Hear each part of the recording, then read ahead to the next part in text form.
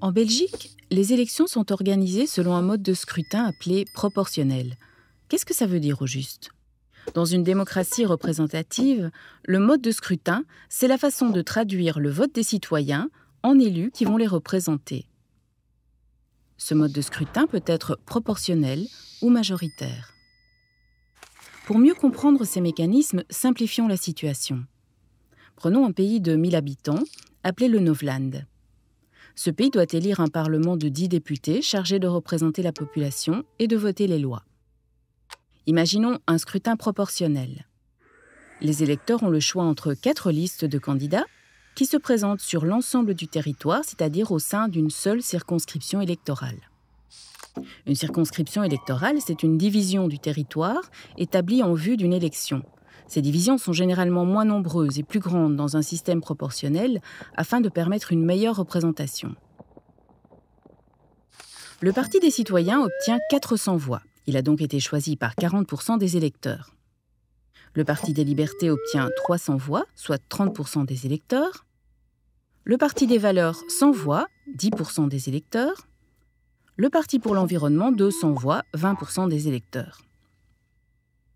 Comment passe-t-on de ces voix aux 10 députés élus ? 4 sièges sont attribués au PC, 3 au PL, 1 au PV et 2 au PE. On peut constater que chaque parti est représenté au Parlement de manière proportionnelle au nombre de voix obtenues. Dans cet exemple, aucun parti ne détient la majorité absolue, soit plus de 50%. Plusieurs partis devront donc se mettre d'accord pour unir leurs forces, additionner leurs représentants afin de constituer une majorité pour voter les lois. Nous venons de voir le mécanisme dans le cas d'un scrutin proportionnel. Mais que se serait-il passé si le Novland avait opté pour un scrutin majoritaire ? Divisons cette fois le pays en 10 zones de 100 habitants, c'est-à-dire 10 circonscriptions électorales. Après les élections, le PC arrive en tête des votes dans 8 circonscriptions. Le PL et le PV arrivent en tête dans une circonscription chacun, et le PV dans aucune. Le total des voix pour l'ensemble du pays, c'est le même que dans l'exemple précédent, mais cette fois, le calcul des sièges se fait au niveau de chaque circonscription.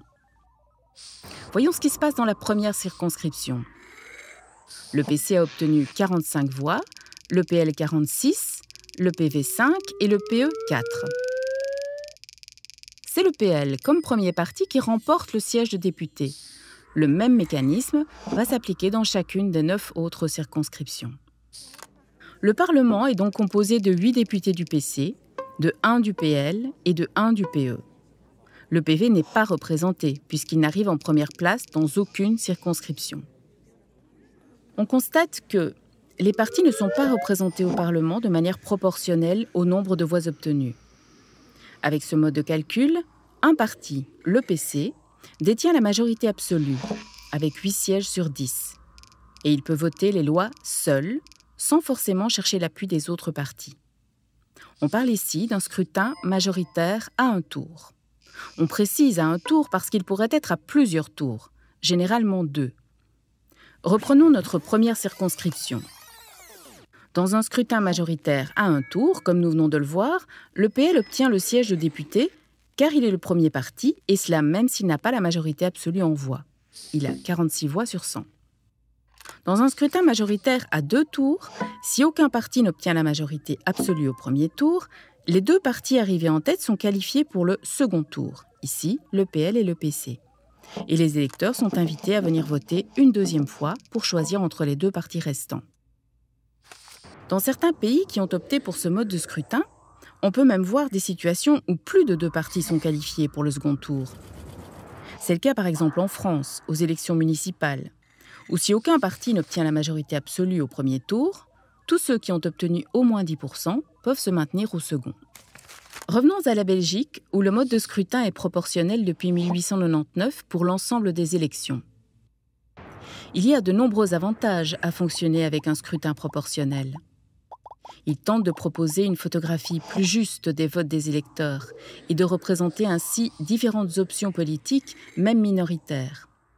12 partis sont représentés à la Chambre en Belgique à l'issue des élections de 2019. Ils permettent à de nouvelles forces politiques de se développer et d'avoir accès à la représentation. Ce fut le cas dans les années 80 où les écologistes entrent au Parlement avec moins de 5% des voix à l'échelle nationale.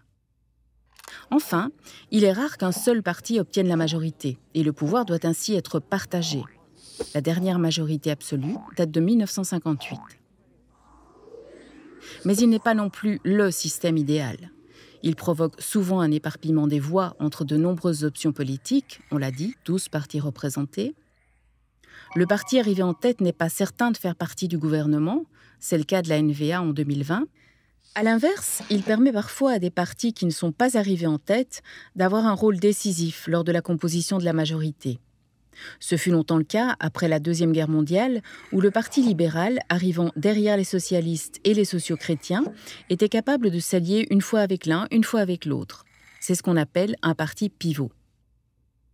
Il laisse plus facilement la porte ouverte à la représentation de partis extrémistes. En 1978, le Vlaams Belang a obtenu son premier siège avec seulement 1,37% des voix. Enfin, les partis doivent s'allier pour former une majorité et gouverner ensemble. Pour cela, ils doivent faire des concessions et s'éloigner du programme proposé aux électeurs, et ça peut prendre beaucoup de temps. Après les élections de 2010, nous sommes restés 541 jours sans gouvernement. On le voit, aucun mode de scrutin n'est parfait, et il y aura toujours débat. Mais n'est-ce pas aussi cela qui nous garantit que nous sommes bien en démocratie ?